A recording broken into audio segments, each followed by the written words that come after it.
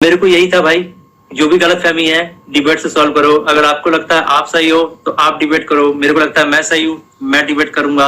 तो कुल मिला के शब्दों से ही जीतना था इस चीज को। और मैंने पूरी तैयारी की थी, मैंने वहां पे सोफा वूफा सब लगाया था कि जब एल्विश भाई आएंगे तो वहां बगल में बैठेंगे, ये वो फलान ठिकाना।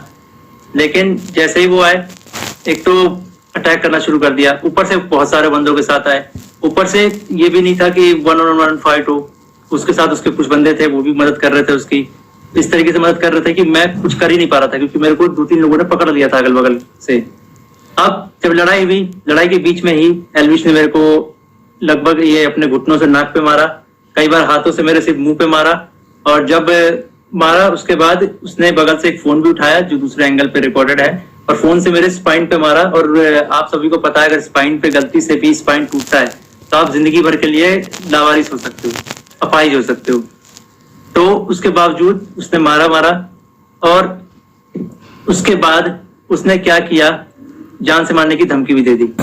अब जान से मारने की धमकी 1-2 बार नहीं दी, मल्टीपल टाइम्स दी। कम से कम जितना मुझे पता है 3 बार तो दी ही थी उसने धमकी जान से मारने की। और ऑफ कैमरा भी उसने कई बार जान से मारने की धमकी दी।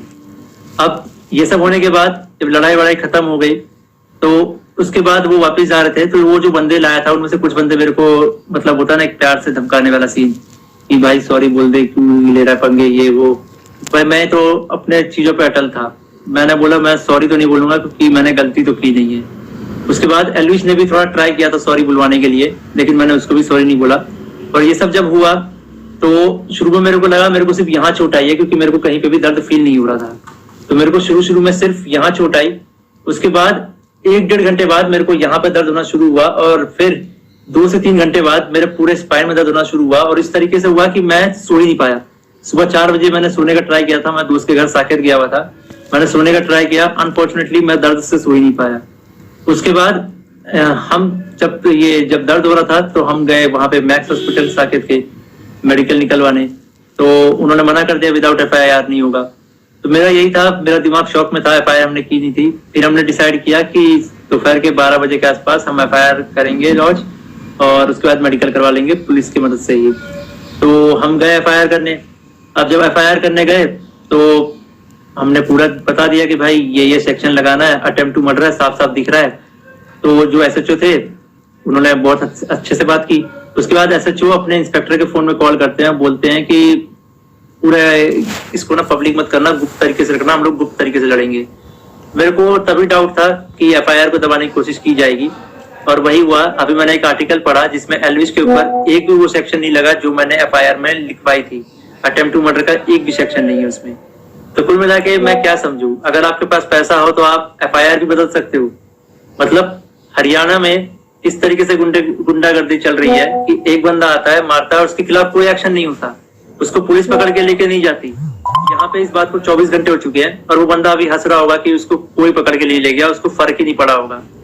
मैं हरियाणा के CM खट्टर जी से रिक्वेस्ट करना चाहूंगा कि इस गुंडे एल्विश यादव को अरेस्ट करवाओ। इसका बैकग्राउंड बहुत खराब है, जिस तरीके से यूथ को इंस्पायर कर रहा है, वायलेंस को प्रमोट कर रहा है, उससे साफ साफ पता लग रहा है यूथ बहुत गलत वे में मोटिवेट हो रही है इससे, और ये चीज बहुत ही खराब है। तो खट्टर जी, मैं इंडिया के कानून पे बहुत भरोसा करता हूँ, लेकिन अगर यहाँ पे नाइंसाफी हुई तो एक तरीके से बहुत सारे लोगों को ये तो समझ में आ जाएगा कि इंडिया का कानून सिर्फ गरीबों के लिए बना है, अमीरों के लिए नहीं बना है। तो मैं नहीं चाहता कि ये कानून भी, ये FIR भी दब जाए, और साफ साफ पता लग रहा है दबाने की कोशिश की जा रही है इस FIR को। अगर ये FIR दबता है तो ये इंडिया के कानून की हार है। मैं आप लोगों से रिक्वेस्ट करूंगा, गुरुग्राम पुलिस को और खट्टर जी को इस ट्वीट में टैग करो और उनको रिक्वेस्ट करो कि एल्विश यादव को जितनी जल्दी हो सके, इस गुंडे को जितनी जल्दी हो सके अरेस्ट करा जाए। क्योंकि अगर कोई भी ऐसे मार के निकल जाएगा और फिर अपने स्टोरी में डालेगा कि भाई वर्क डन, तो खुल्लम खुल्ला यही है कि वो वायलेंस को प्रमोट कर रहा है और उसको पता है कि उसका कोई कुछ नहीं बिगाड़ सकता। तो एक तरीके से ये इंडिया के कानून की हार है। तो अभी जो मैं FIR लिखवा के आया था, मुझे उसकी कॉपी भी नहीं मिली, और मुझे लगता है मिलेगी भी नहीं। बोला तो वैसे सुबह मिल जाएगी, लेकिन आई डोंट थिंक सो, क्योंकि आर्टिकल में साफ साफ दिख रहा है कि FIR के जो सेक्शन है वो बहुत अलग किए गए। तो इंडिया के कानून का मजाक ना बने, तो आप लोगों से एक आखिरी बार रिक्वेस्ट है, CM खट्टर जी को गुरुग्राम पुलिस के ऊपर टैग से टैग किया जाए ताकि ये मामले को वो लोग सीरियसली ले। इन द एंड अगर इस बीच में मुझे कुछ भी होता है, मेरे पे कोई भी जानलेवा हमला होता है, इसका जिम्मेदार एलविश यादव होगा या फिर उसके दोस्त होंगे या फिर गुरुग्राम पुलिस होगी जिसने मेरे एफआईआर को पूरा का पूरा बदल दिया और पता नहीं क्या एफआईआर लिख दिया। और ये इंडियन कानून की बेइज्जती है, ये तो मैंने देख लिया। कुछ नहीं भाई, अगर तुम्हारे पास पैसा हो तो कुछ भी कर सकते हो, ये तो मैंने देख लिया भाई।